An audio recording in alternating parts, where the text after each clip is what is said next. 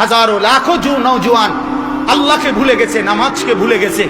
কোরআনুল কারীম মুসলমানের সন্তান স্কুলে পড়ে, কলেজে পড়ে, ইউনিভার্সিটিতে পড়ে, বাংলা, অঙ্ক, ইংরেজি, পদার্থবিজ্ঞান, জীববিজ্ঞান, রসায়ন বিজ্ঞান, উচ্চতর গণিত, তথ্য যোগাযোগ প্রযুক্তি।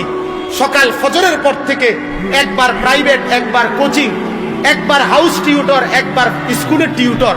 কত জাতের, কত রঙের, কত পড়া পড়ে, এত কিছু পড়ে একটা গোল্ডেন এ প্লাসের জন্য, একটা এ প্লাসের জন্য।